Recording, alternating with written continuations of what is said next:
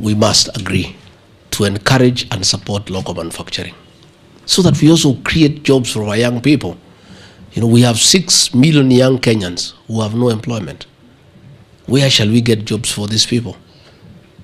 We must develop a framework to encourage manufacturing with a view of creating employment, getting affordable prices, at the same time to allow us also to collect taxes. You know, because when manufacturers are here, they'll give us pay as you earn for the employees. They'll give us a corporate tax of profit, 30%. So that is something that we must do. And the reason why the ambassador said correctly, everybody here, 90% looks like me, is because we have enhanced capacity nowadays. So why do you want to get drugs all the way? We have people, we have capacity in all fields. So let us agree that that is something that we need to do. I agree we need to enhance and build capacity of Kemsa. We have appointed a chairperson, and by the end of the week, we are going to give you a good board. Yeah, we attempted to do something, but we didn't get it right.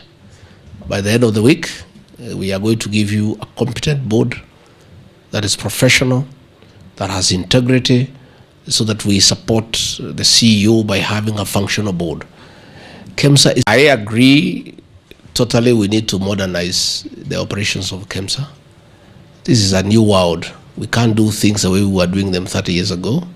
We have to keep up with the times. We have to embrace technology. We must leverage on technology so that we are in tandem with the modern world. The issue of monopolies is my topic. Monopolies are bad everywhere for everybody. We are fighting monopolies in the milk subsector. We are fighting monopolies in coffee. We are fighting monopolies in supply of food for relief. And monopolies don't work because people become exploitative. And it also is a breed for corruption. So this is something that we must discuss, and very honestly. How do we open up that space? And let's open up the space, and that also creates efficiency. If institution A is not performing, you go to B. If B is keeping you waiting, you go to C. Somehow along the way, everybody gets moving and does the correct things. Again, the framework contracts to establish model prices will help so that everybody has an idea. And this can only come when we develop a framework for competition. And we agree what it is. And we publish these model prices for the Kenyans to know.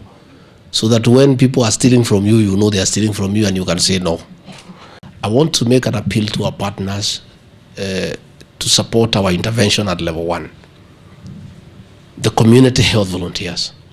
This is the way to go. The cost of curing a condition is 9 times the cost of preventing it.